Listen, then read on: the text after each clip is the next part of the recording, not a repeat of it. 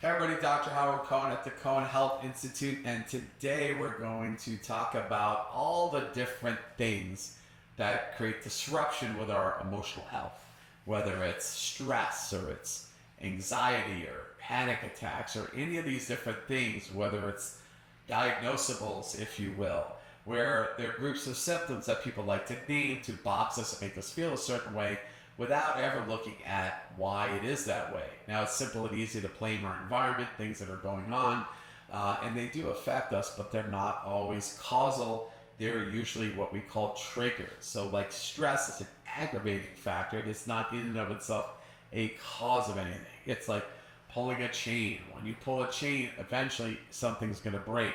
A link. Which link is going to break? The weakest link. And why is that? Because somewhere in all of us we have a weak link, whether it's our nervous system, or our digestive system, or our circulatory system, or our genital urinary system, or it's our elimination system. You name it.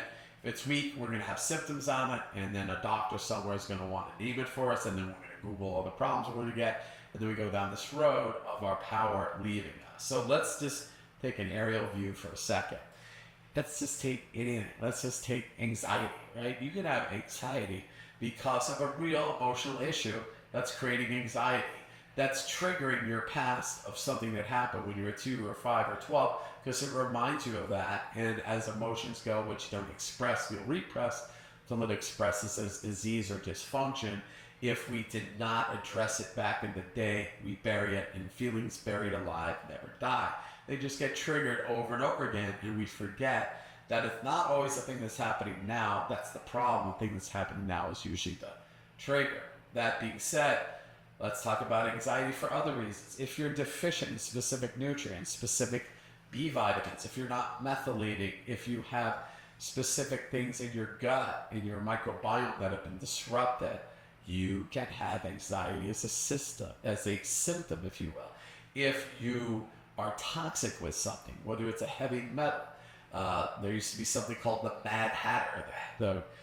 Many years ago, there used to be a hatter, the person who made hats for everybody, and he would, or she would soak and cure the hats in a liquid of like lead, heavy metal. So if I'm doing it over and over again and breathing the vapors, the hatter would go mad, crazy, nuts, just thus the Mad Hatter. So there are heavy metals, there are toxic chemicals that are enzyme disruptors, neurotransmitter disruptors, brain neurohormone disruptors, excitotoxins that will create all kinds of different behaviors that people with letters after their name like to diagnose, further pulling us away from the cause but into some land that you'll never escape from.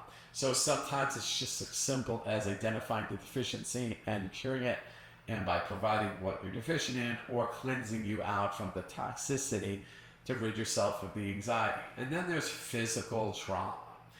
If you've ever been concussed or if you've ever had a whiplash accident, the level of damage from having your nervous system rattled, whiplash, your brain bouncing back and forth on the inside of your skull, can create all kinds of different psychotropic symptoms that you think you're going crazy.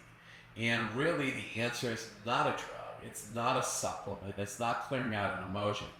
It is getting your nervous system out of this sympathetic overload into this parasympathetic relaxation state by doing a variety of different things, whether it's a relaxing craniosacral therapy, whether it's a neurologic rehab like that with quantum neurology, whether it's a aligning of your nervous system with Cohn specific technique, whether it's getting your head and your heart back in sync from trauma with contact reflex analysis, whether it's any of these structural techniques where it just might be an adjustment on your atlas to center your neck to your skull, to decompress your body, to get you in a relaxed state rather than a hyper-anxiolytic state. So sometimes it's just something simple that's physical. Now, fortunately, we have ways at the Cohn Health Institute to test people what to do when, so you're not guessing. Because if you're not testing to see why somebody has what they have, you're guessing. And for the most people, when they go to a doctor, it's just a guess. It's an educated guess, but it's still a guess. So much easier if we have ways to actually get information and not only know what to do, but what to do in what order. And that's what we do. And that's what I would invite you to do as well. So rather than treat the symptom, which is just mowing the lawn to get rid of your weeds and thinking your weeds are gone, only to know they're going to grow back, we suggest root cause medicine. Get to the root cause, handle the root cause, and have a happy, healthy life. And go live it with your family and friends rather than always getting treated for a condition you think you can never be on the other side of. So that's our commitment. Doctor means dose comes from the Latin word docere, which means to teach.